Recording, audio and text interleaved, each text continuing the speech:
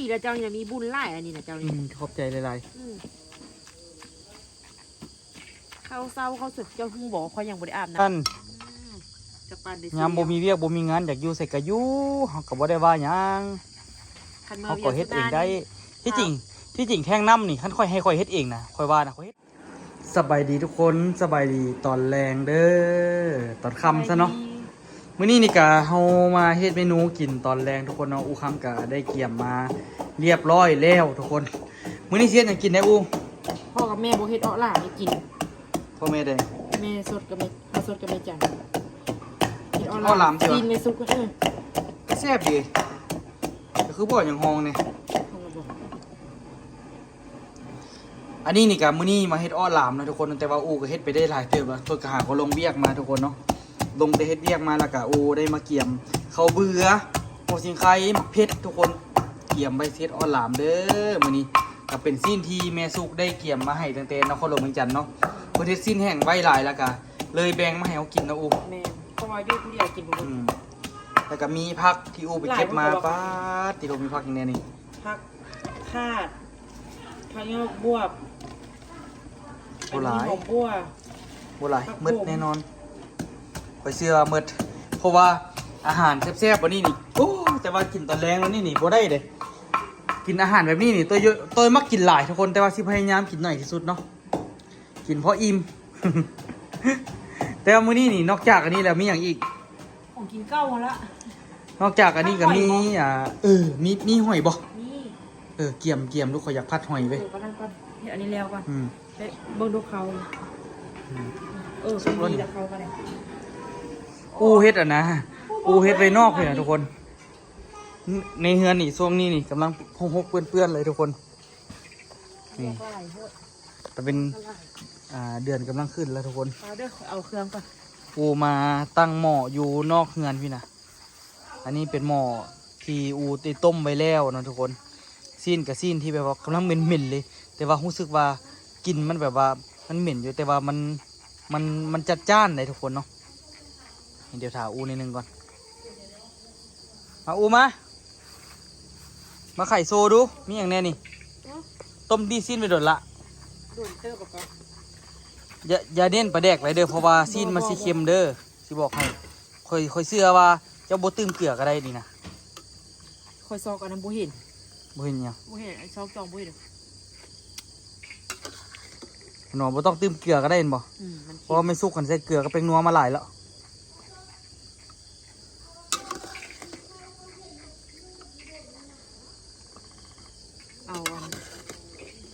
เอามะเขือมาตำในจานกับพอสดว่ามะเขือคือมีมะเขือนำในจานกับพอสดว่าเฮ็ดต้นน้อยๆเด้บ่ต้องเฮ็ดต้นใหญ่ก็แม่นเลยแล้วค่อยก็อยากอยู่เดี๋ยวนี้อยากอ้อนี่นะตำนี่บัดนี้ตำแรกๆเลยป่ะแรกได้บ่แรกเด้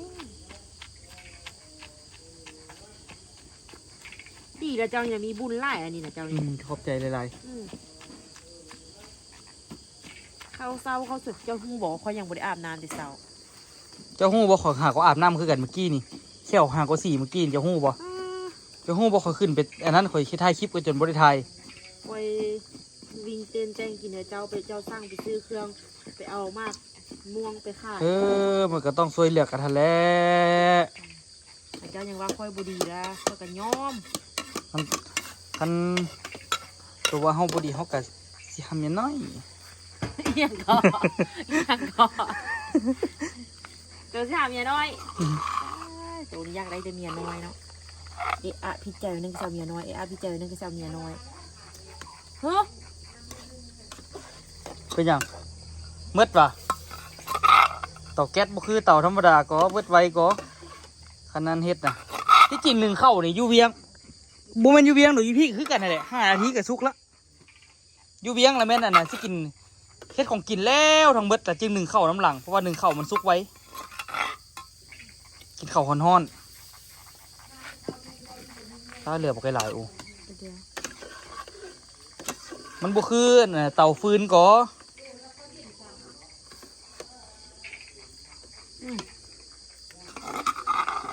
บ่ใส่หยังเพิ่มเลยป่ะ อยู่ก่อน ไปกินตอนกะอื้อหั่นแหล้ว ยังใส่อยู่ต้องใส่เกลืออีกหน่อยนึง ไหนเด้อ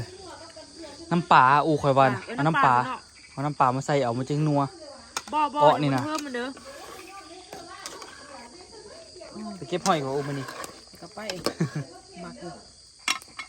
แสดงไม่ซุกปรุงมาเค็มถือบ่ถึกเจอซะนั้นบ่ฟาวเซอร์ซะ อันห้านนะทุกคนตอนนี้นี่ถือว่าเกือบแล้วเลยทุกคน มีแต่ขั้นตัดหลังคาแล้วหรอมันตัวตีไปเลยไปแค่ขั้นตัดหลังคาแล้วนี่อยากว่า 80%ละได้อู ป้าขอบใจนี่แล้วแม่นขอบใจพอสดเป็นรักเลยแหละมาช่วยเอาเทว่าขอบใจเขาน่ะเคยไล่ต้นตาลแล้วก็มือตัดหลังคานี่นะนักเคยสกุลพ่อน้องตุ๊กตาว่าสิมาช่วยเฮ็ดแล้วก็ป้าเลวฮานี่กับตัวคิดอยู่ว่า ต้องได้พาพอสดไปเที่ยวเลยไปสิแหละแล้วฮาดีๆ จะคือบ่ขอบใจค่อยเด้ ขอบใจจะย่อยแด อืม ขอบใจไม่จันแดขอบใจพ่อจ้อยแดที่เว้าให้ ขอบ ฟั ใจเบิดทุกคนนี่แหละ ขอบใจ คานาโบมีทุกคนกับยุ่งยากคือกัน แม่น เว้ยไม่จันกับบุญแม่ออโต้ อืม บุญอูความกับแต่งกินยาก แม่นแล้ววะแต่ว่าห้านเฮานี่ถือว่าเฮ็ดแบบประหยัดสุดๆเลยนี่นะ ประหยัดอี แม่น หลี ประหยัดแม่นบ่ได้ประหยัดว่าอันเอาปูนเสื้อน้อยอันเดียวบ่แม่นเด้ แมน ประหยัดในความหมายที่นี่ก็คือประหยัดแบบว่าบ่ได้จ้างซังอะนะ ขันเจ้าบุญ จ้างสร้างก็มีอย่างแค่ ขันเจ้าบุญมีข่อยจะเบิดหลายได้นี่ จ้างซังก็มีแต่เอาไอ้อ้นน่ะมาช่วยไอ้อ้นน่ะถ้าแท้จริงแล้วเขาต้องเอิ้นน่ะเคยก่อน แต่น่าเคยแต่ข่อยบ่ลึงเอื้อน ค เล น ย ดู เนาะ เรื่องคือกัน ต้องเอิ้นนักเคยโอนแล้วก็วันนั้นแล้วก็เลี้ยวหลังคาเลยเฮ้ยพ่อเมืองปะเนาะแล้วก็แล้วค่อยอันเขาค่ เมื่ อย อให้หยัง เอา ก็ค่อยๆเฮ็ดไปนี่เราบ่เราเมื่อไปกับยูล่าคือเรา อ้าวก็ย้อนอยากเมืออยู่ลาแล้วปะเนาะ ค่อยๆเฮ็ดช่วยกันไปนี่เราบ่ยามมีเวียกยามมีงานก็ต้องช่วยเหลือกัน จะปันได้ ยามบ่มีเวียกบ่มีงานอยากอยู่ใส่ก็อยู่เฮาก็บ่ได้ว่าหยัง คันเมื เขาก็เฮ็ดเองได้ ที่ ที่จริงแท่งน้ำนี่ขั้นค่อยให้ค่อยเฮ็ดเองนะค่อยว่านะค่อยเฮ็ดได้ก่อนเถอะนะบ่ต้องใส่กะโหลเลยค่อยว่าค่อยเฮ็ดได้ละเดี๋ยวนี้ มีประสบการณ์ละ มันบ่ได้ยากเลยคันมีไม้แบบนี่เสาก็บ่ต้องซื้อเลย อันนั้นงามเนาะ เสาก็บ่ต้องซื้อเลยรอเองก็ได้เสานะคันเฮ็ดคันว่าคันค่อยให้ค่อยเฮ็ดนี่แท่งน้ำนี่รอบหน้านี่โคตรง่ายสำหรับค่อย เขานี่คือเสาคูณว่าก็ดีเลยนอกมันบ่ต้องโบกบ่ต้องทาสีทาโบกกินในห้าแล้วก็ทาสีในห้าแล้วก็ขายเครื่องเลยค่อยว่าดีเลย มันก็ดี มันหนักโพดบ่แล้วมันกระสูงคือสกุลมาเฝ้าขายเครื่องคันเฮาซีโบกยามเดือแล้วเฮาซีโบกยามเดือก็ได้ ถ้าทมดินข้างๆจึงโบกว่ะ นั่นแม่เนาะคือสกุลว่าลูกกับว่าถือ สกุลเว้าก็ดีคือกัน แต่ว่ามัน ว่าทางนอกค่ะนะมันสูง มันก็บ่ แล้ว อาจตา มัน ว่า บ่ได้จำเป็นต้องโบกหรือต้องทาสีเฮามีเงินมื้อเดือนเฮาจะค่อยเฮ็ดเฮาทาโบกทางในแล้วทาสีทางในอันเดียวก็เทพื้นทางในละเฮ็ดอันเดียวขายเครื่องก้อนมื้อเดือนทันมื้อเดือนเขาอยากโบกข้างนอกแล้วทาสีกันเฮ็ดเขาก็ว่าฉันกระทึกก็ตัวเชื่อเร็วทุกอันพันเหนียวอ่ะ มันก็ดีคือกันเฮ็ดอันนั้น มันก็ไม่ได้จำเป็นนี่เนี่ย มันก็สูงแน่แหละแล้วถ้าถมดินก็เนาะ ไอ้เดี๋ยวเสื้อพักไล่เนี่ยนะ ใช่แล้วมันจะคุยแซ่บ กระทืบให้เลย ผักหลายมันจืดว่ะใส่เลยแล้วก็แล้วอยากกินผักอยู่เฮาบ่ได้อยากกินซีนก็เฮาบ่มักซีน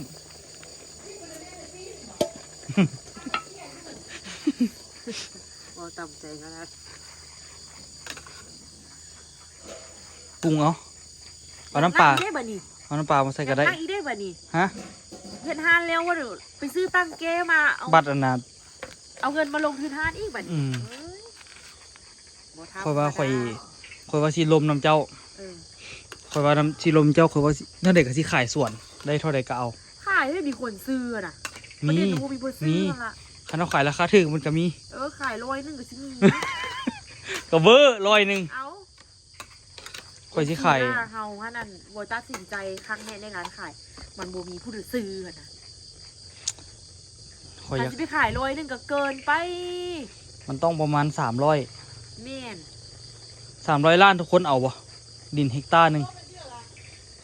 ไปดำจุกู้ งั้นไปสิเอาติดต่อหาเลยเด้อ รุ่นนี้รูดบ่ได้เลยเด้อเพราะว่า เขาเฮ็ดมามืดหลายก็ เขาเชื่อมารุ่น200นี่ค่อยว่าเป็นไปบ่ได้ คัน300บ่ได้ขายแล้วบ่ขายปะทิ่มแม่งมันไว้หั่นแหละ เขาขายตอนนั้นเท่าไหร่คอยประกาศขาย 600ไป เฮ้ย400ปลาย 400ไปดินเคียดนั่นมันก็ประมาณนั้นละ เดี๋ยวคอยสิพยายาม ขายแล้วเอามาเอาทุนมาเฮ็ดมาหมุนมาขายเครื่องดีแล้วเอาไปซื้อดินงามๆอยู่เวียงดีกว่า มันต้องเขาต้องมีทุนอูแรกๆดิ เขาต้องหาเงิน เขาต้องมีทุน เงินเก็บเพราะมันเหลือก่อนเนาะ เขาต้องมีทุนสำหรับสิเปิดห้านเพราะว่าเขาเปิดห้านปุ๊บเขาก็ต้องได้ซื้อเครื่องเพราะเรื่องรถหุ้นใดนี่ตัวโยยรู้สึกว่าอยากพอก่อนรถหุ้นใดนี่อยากโจะก่อนโจะแล้วก็ค่อยว่านะสิเฮ็ดอันนะเฮ็ดโค้งเล็กทั้งหลังนะอูทั้งหลังที่เขาอ่ะนะเคยเฮ็ดใส่ไม้หั่นนะคอยสิใส่โค้งเล็กแล้วก็สิใส่กว้างกว่าหั่นเฮ็ดจนมันจำกระบะแล้วก็พอได้ให้มีแนวกายไปหั่นนะแนวเอื้อยไปบ่ต้องได้ไข่กระบะอีหยังมันก็สิสะดวกเขาบ่ต้องลงทุนซื้อรถมากะแกเทื่อเขาใส่รถที่เขามีก่อน แม่นเขาหาเงินได้ คันสิว่ารถนาวาร่านี่ก็เป็นรถหากินอีหลีแหละคันเฮ็ดนั้นตั้งแต่เฮ็ดมานะโอเนาะ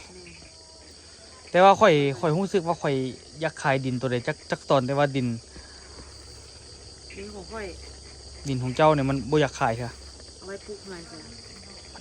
รู้สึกว่ามันยังไปได้อยู่ข่อยรู้สึกว่าได้แต่ว่าดินส่วนนี้ก็ ดินส่วนคันมีคนซื้อ ข่อยสิพยายามขายได้ราคาเท่าไหร่ก็เอาเพื่อมาหมุนเฮ็ดทานเขาต้องมีทุน 200 โอ้ เพราะมันเกินไปเลยบ่เอาเลย 200ก็เกินไปอีหลีแหละ300 ล้านเนาะขายเนาะดินเฮกตาร์หนึ่งมีหัวตะนางมะกอกอ้อมมืดซิด มีทา ขาง ย เข้าเรียบร้อย ขาย300 ล้านเดี๋ยวนี้มีทางเข้าก็ทุกคนบ่เคยเห็นซื่อๆทางเข้าเดี๋ยวนี้โคตรสบายเลย โคตรจัง บัตรกลับไปเวียงเท่านี้โอ้ยเนาะขับรถสดไปนำแต่ว่าบัตรกลับมาลองซานเขาต้องสละเขาลุกแต่เศร้าๆมาแล้วไปแวะสวนไปทายทางเข้าไปทายอย่างดีๆแล้วก็ประกาศขายเขาว่าเขาต้องใส่ทุนอูเจ้าเสือข่อยเขาสิมาจงดินไว้หันตอนนี้เขายังโบพร้อมเถอะแม่นอยุดินมันเป็นทรัพย์สินตอนหน้าเส้นลูกเส้นหลาน แต่ปัจจุบันเขาสิตายก่อนเถอะนะเขาต้องมีทุนในการสร้างโตว หาเงินแล้วเอาไปซื้อซื้อดินอยู่อนุวงศ์ในคักก่อน โอ้อันซื้อดินเอาเป็นอนาคตที่รวยแล้วก็ซะโบถึงคันรวยกับมีเงินสำหรับในระยะหนึ่งแต่ว่าตอนนี้คือต้องมีทุนเพื่อสิได้เขาเปิดห้างก่อสร้างเนาะคอยว่าล็อกไงเอ็นคอยสิให้เจ้าอยู่แจ๋ๆเบื้องตู้พี่เอาคอยสิบ่ให้เจ้าอยู่เบื้องห้องนอน มันน้อยโพดเอาแต่ล็อกเดียวพอเจ้าน่ะแต่2 ล็อกหันคอยต้องเอาบ่แม่นคอยต้องเอาเขาต้องเอาพร้อมกันเลยเขาต้องแบ่งให้เป็นโซนก่อสร้างบอลล็อกน้อยๆห้อง4 เมตรคูณ4 เมตรละแม่นสิเฮ็ดเป็นบอลขายปูนขายอหย่างนะบอลไว้ปูนไว้อย่างมันกับมืดนั้นก่อ เฮ็ดทีละน้อยไปก่อนทุกคนคันสมมุติว่าอนาคตมันเป็นไปได้เนาะเขามีเงินมีอันเดอเขากระทุ่มอันเดอออกมาละสั่งเก็บเครื่องของเขาไว้ด้านหลังหรือว่าขยายโตออกมาหรือว่าแนวเดียวของเขาค่อยว่ากันเพราะว่าตอนนี้เขาบ่มีเงิน ค่อยมั่นใจในระดับหนึ่งว่าค่อยขายเครื่องก่อสร้างแล้วมันสิเวิร์กมันสิโอเค แปลว่าถามว่าทีม YouTube บอกกับโบทีม บ่ทีม อาจจะ เรื่อง แบ ที บ ม บางมืออาจจะลงแค่มือละคลิป บางมืออาจจะลงมือละ2 คลิปกระซับสลับปนไปกันไปเพราะว่าถ้าเขาเฮ็ดทานละเขาภาระหลายขึ้นเด้เขาต้องขายเครื่องเขาต้องไปเอาเครื่องต้องอันเดียวแต่ก็สิถ่ายเครื่องเอาเครื่องให้ทุกคนเบิ่งนั่นละ ค่อยสิถามพ่อต้นตาลว่าสิ่งที่เราต้องมีนี่มีอย่างแน่สมมุติเฮ็ดโค้งหลังคาเฮ็ดโค้งเล็กนี่เขาต้องซื้ออย่างแน่ค่อยสิจดไว้ซื้อตัวอย่างแบบว่าเครื่องก่อสร้างนี่ถ้าเป็นโค้งไม้ก็ต้องมี ต่อก่อนเขาไปเอาไปงอกับเขาเด้อ เดี๋ยวสิไปใบคนเดียวบ่วะเดี๋ยวถาอูก่อนเส้นที่ลงน้ำอูนะทุกคนเนาะขายเครื่องก่อสร้างนี่ลักๆนี่ต้องมีต้องมีอย่างจะวะ ปูนเล็ก แมนแล้ว ปูน 1 ปูน2 เหล็กพวกเหล็กขออ้อยเนาะเหล็กตัวเส้นราคาถือเหล็กกอดแล้วก็ต้องมีตะปู ค่อยอัน ต้องมีค้อนปีขาย ค่อยไปหาพ่อฮักที่ยู่เวียงไปงานซุปเมื่อกี้นะไปเจอกันทุกคนที่พ่อที่น้องอู้เคยอยู่นำนะเพื่อนแนะนำน้องอู้ว่าถ้าเชียนฮานอีหยังกะย่านะไปเบิ้งเรฟเฟรนฮานตัวที่เข่าไปเบิ้งตัวย่างนะไปเบิ้งตัวย่างฮานที่เขาแบบว่าอันที่เขาเฮ็ดแล้วนะแบบเส้นทางก็สร้างนะ ไปเบิ้งว่าเขาจัดเครื่องแนวใดเขาเอาเครื่องมีเครื่องเขามีอย่างแด้ไปถ่ายรูปมาถ่ายรูปมาแล้วว่าไปซื้อเครื่องก็ถ่ายรูปมาหรือว่าห้านเฮาที่ขายเครื่องย่อยก็ไปถ่ายรูปมาละเขาก็มาจัดแปลงซื้อห้านเฮาว่าเขาควรมีอะไรได้แล้วกะที่จัดเครื่องในรูปแบบใดที่เขาจัดขนาดเราว่าเสียนะเพราะว่ากับแม่นคือความเรา แม่ ว่าน อยู่ที่จริงขึ้นไปขึ้นมากะห้านเจ้าอ่อนนะเอาไว้บนแถวโซนของนอนก็ดีเนาะเวลาขายเครื่องก่อสร้างมันต้องได้ขยายออกทั้งข้าง แม่นแล้ววันนี้ความหมายว่า แต่ขอย่านมันบ่พอ เปื้อน ห้องน้อย ย่ามันเปื้อนซื้อห้องนอนอะนะเวลาปูนเวลาเนี่ยมันเลย บ่เปื้อนดอกมันอยู่นอกพี่แต่ว่า วุ่นเขาดิตัวเอ้ย เนาะ อ๋อ มันก็หลายแนวเนาะต้องได้คิดเพิ่มอันนี้คันสมมุติขยายห้านก็ต้องขยายไปทางเบื้องขวาเบื้องที่มีดินพุ่นทางซ้ายที่แบบว่าเขาที่ของนอนมันกับอยู่บนยูละทุกระบอกหิวเข้าวแล้วก็ ดูมาดิ อืม เดี๋ยวบอกให้บอกแม่ มันก็หลายแนวอยู่ทุกคนที่ต้องคิดเนาะแต่ตอนนี้นี่ก็หลักๆก็คือทืน ขายทำขายได้ก็ขายอ่ะนะผมไม่น้อยค่อยบุขาย หืม ที่ผ่านมาย้อนน้อยเอามาบุยคือซื้อ เป็นหยัง ดินส่วนอะนะ ค่อยว่าค่อยสิพยายามกว่านี้ปะพยายามให้มันดีก ค่อ ว่าย ไม่ นี้ อยากไปเห็นก็ส่วนนะเห็นแล้วค่อยคิดฮอด ค่อยตัดใจแล้วเดี๋ยวนี้ค่อยบ่คือตะกี้ละ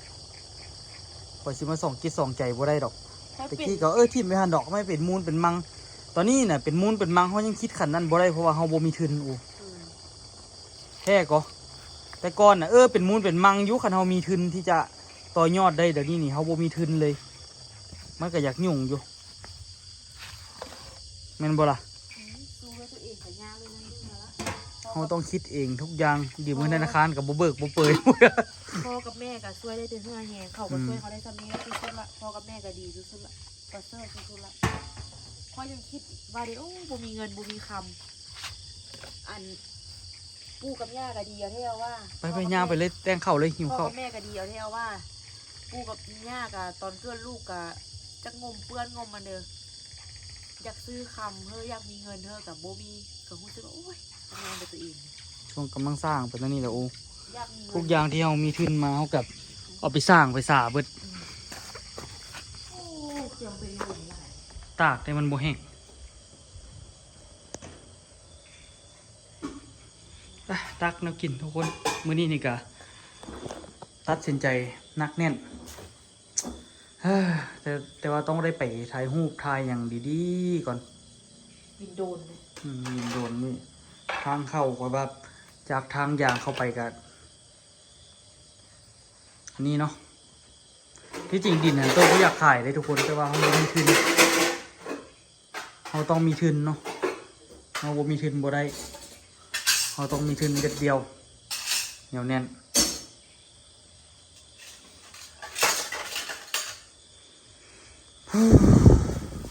ที่จริงคันว่าไล่เป็นเม็ดกะเล่ละ200-300นี่ได้เงินหลายก็ดินคอยอันผมกว้างแต่ว่าอันนี้นี่ตัวที่ไล่เป็นตอนเลยได้เป็นล้าน2 ล้านบาทพุ่นแหละ2 ล้านบาทก็เท่าไหร่ตื้อปลายคันไล่เป็นเม็ดกะเล่ละ200-300เห็นนะ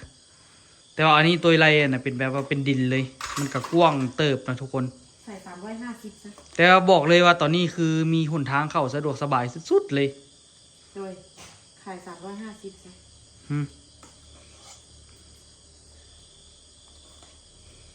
300นี่แหละมันยากอยู่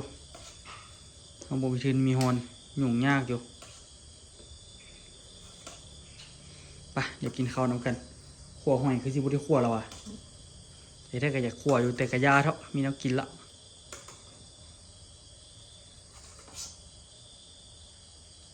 เอาไปแซ่น้ำน้ำแซ่ลูกปลา ไม่จัดมันวะโอ้ยอยากกินข้าวแซ่บเลยเนาะ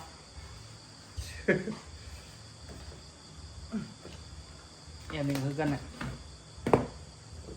ไม่ใช่เรียกว่าเขาเดี๋ยวเราบอกไม่จัดกินข้าวแซ่บแต่น้ำหนักรถแท้รถบ้าสนุก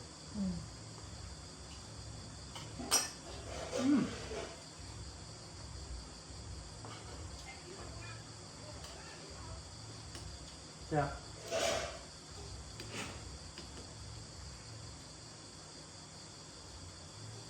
เอามากินไหมอู ตัวเดียวมาปกคลิปก่อนที่เป็นวัน กินข้าวแรงกันเลยทุกคนเด้อมื้อนี้ก็อาหารบ้านๆเนาะแกงปูแกงปลา พ่อก็มาหรอแค่ละมาครับ โคตรอันนี้เหรอวะ ตับไปเถิงตับเดือดลง มันก็ คนแซ่บอูตัวนี้ก็ข้างนอกนะเดี๋ยววงเป็นนองครับ นอกอันนี้ไม่ได้อันที่ข้าวเดียวนะ สอง เนี่ยซื้อจังเอาก็เลยไว้เหลือติ๊กน้อยแต่ดื่มเข้ามามากินข้าว รถบังกองวะ บูบัง นอนแบบตู้ มัมว่าที่เป็นดีข้าวเอาข้าวเมื่อกินที่ทุกเป็นซอกตัวคู่อะไรล่ะนอนเอ้า รับง่ายต้องนอน นี่อันนั้นน่ะเอาล่ามตั้งเป็นข้าวนี่มาเลย กินโจ้ เมื่อที่หลังเนี้ยที่อยู่ตัดนี่ ต้องสวย ตะวันพวย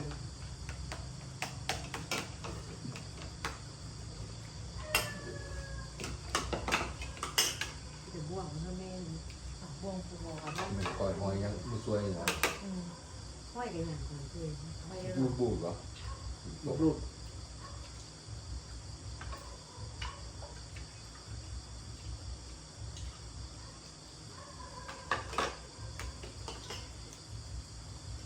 ตอนเมียตามน้อยอย่างยืดโหไม่ได้ใส่ก่อนไม่ได้ขึ้นเกาะห้อยกับกินแล้วมัน เตือนนี่เตือนไว้ตลอดคอยเด้อ พี่จ่อยทับกำ กระเข้มสะดวกน้อยบัดเกลือ เป็นยาเลยป้ากระเสือกเครื่องพ่วงเป็นว่าจ่างเนาะเอาปากเงาจับ หอนอื่นเศร้าแหละกิน แม่กินเด็กใดเลยขึ้นคออยู่จับจับ มักเลยเรากินมันซ้ำกินติดปากเลย ตัวมักแค่มักมาก่อน เอาเนาอ่ะ อันนี้ก็มา บางคนหมักงานกายมันปิดจิต บอกกันเลือดบอกกันเล่นนี่ยาหมากับกำลังมือมวยอันนี้เป็นยังไง มักบนเงิน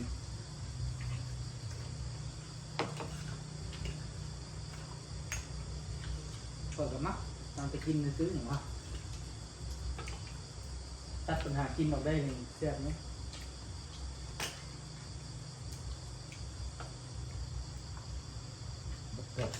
มาอยู่เรือนจริงมันตู้จริงหมักโคเจ้าของเราสุกข้าว ตัวไข่เนาะ หัวไข่แล้วเรา พนักงานนั้นรวมมาที่หน้า โอ้โหเฮ็ดจังหวัด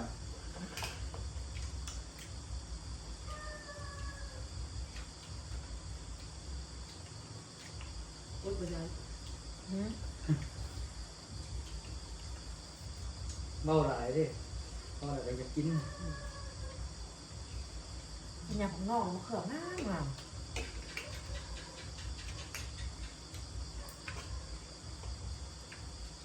เราเหมือนเก็บหอยให้พันหอยอยู่บอกท่านหอยเราเดี๋ยวผมเงยอยู่ อ๋อเขาพันเสื้อเลือดพันเสื้อหอมปอหอมพันปากเลย ไม่เคยกินหัวท่านหอย ตะกัวหอยมันลุกปุ๊บ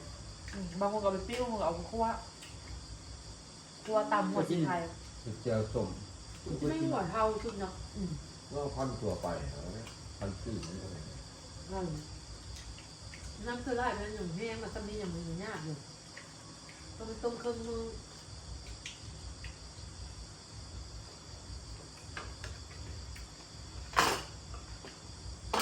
แล้วมันก็กับขังมือนึ่งก้อนขังคืนนึ่งก้อนแล้วก็ต้มล่างดีๆแล้วก็ต้มแล้วก็จุดเจียวต้ม ทำ2 มื้อเรียบร้อย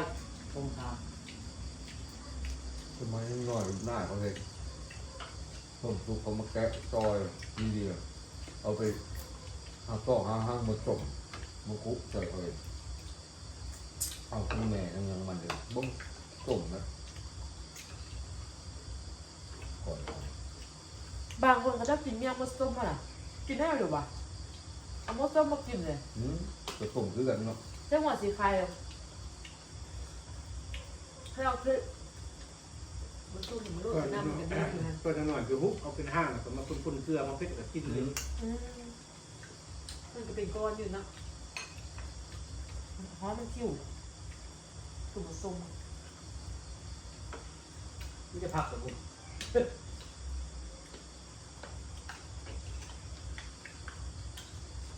ยุงเนาะ ดูก็นายปลาหัวตัวมึงเสื้อกระตีนกันทำเบิ้งจุกระแดง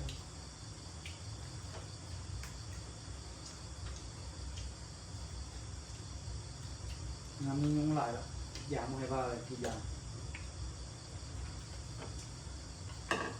เดินเที่ยวไว้นอกอ้อยเนาะนอกซอน สิกินอย่างยุงหลายอยู่แต่ขมิ้นอูดยุงไปน้ำนี่มิดที่เลย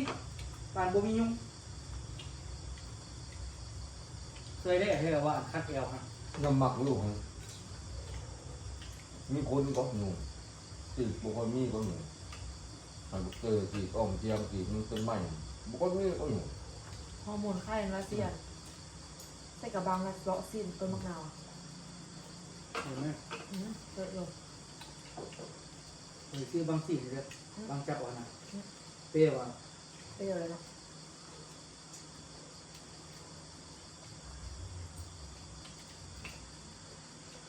เอาตู้นี้ให้เดี๋ยวมาตาเดียวไม่เอาวาง มันกุ๊กอู จี้ก็ธรรมดามากนี่ มันกุ๊กอูสมมติแล้ว แข็งเลยจี้ก็ เขาจ้อยเลยแต่ที่เราไปกินจะคุ้มไปตอนเขาพันมักอันตัวดิบนี่มันอย่างห้องเนี่ยต้มกับผมมักทางเลือกเขาแล้ว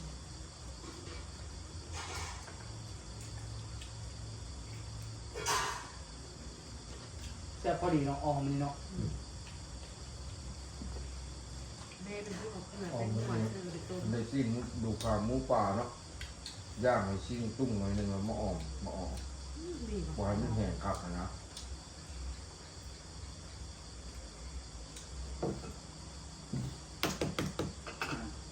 ไข่ มันจะเห็นเอาไข่เนาะ ต้มเนื้อ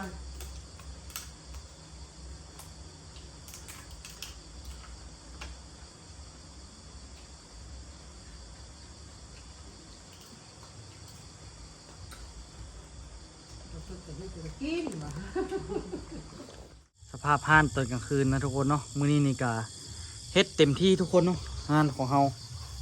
กินข้าวอิ่มละตอนนี้ ห้านแล้วทั้งงบเบิดทุกคนเลยตอนนี้นี่ก็พยายามสร้างให้มันแล้วไว้แล้วก็คือว่าเลยทุกคนเนาะเฮาแบบเต็มที่กับมันละสร้างให้แล้วไว้แล้วก็ค่อยๆขายเครื่องก่อนเครื่องก่อสร้างนี่ก็อยากเอามาลงอยู่แต่ว่าต้องในซอกงบมาดีๆใส่ดีๆเนาะต้องได้เอาเข้าหลายเติบเลยทุกคนเครื่องก่อสร้างก็ได้ต้องได้ลงทุนอย่างที่ไร่ก็ต้อง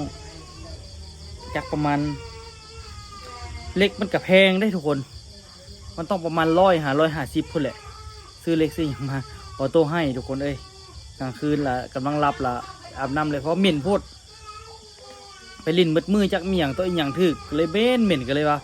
พาไปอาบน้ำละให้คำละทุกคนน้องบัววางเลยบ่มีเวลาเลยเนาะตั้งแต่ท่านเห็นอย่างมันกับยุ่งทุกคนเนาะช่วงกำลังสร้างสิแหละมันก็ต้องยุ่งแน่เนาะมึงรถตัวก็ยังบ่ได้มีโอกาสได้ไปล่างเลยสภาพมาแต่เวียงขี่ไล่ก็ทุกคนเลยก็เต็มที่ทุกคนเนาะก็คิดว่าสิใส่รถคันนี้แหละไปก่อนคันว่าในขายเครื่องก่อสร้างนะโดยว่าสิไปเฮ็ดไม้อันนี้เนาะทุกคนเฮ็ดไม้ตัวนี้ไม้ตัวนี้นี่เนาะสิเฮ็ดให้มันใหญ่กว่านี้ให้มันเต็มรถทุกคนให้มันเต็มรถข้างนี้แล้วก็ข้างนี้เนาะทุกคนคันว่าได้ไปส่งเครื่องก็เอาย่องกันไปทางนี้เลยมันก็สิสะดวกไปแด่เนาะทุกคนเนาะมันก็บ่ได้สะดวกหิ้งบ่ได้ดอกแต่ว่ามันก็ดีกว่าเฮาสิไปเอาเงินไปทุ่มกับซื้อรถทุกคนทุ่มกับบ่มีเงินทุ่มเนาะเดี๋ยวนี้ แต่เขาหาเงินได้เขาก็ต้องได้ใช้ตัวนี้ไปก่อนทุกคนรถเที่ยวรถทำมาหากินได้เบิดนะทุกคนเนาะอ่ะทุกคนมื้อนี้ก็จมมาหลายแล้วเอาไว้เจอกันคลิปหน้าเด้อทุกคนเด้อมื้ออื่นลุยต่อเนาะทุกคนห้านเฮา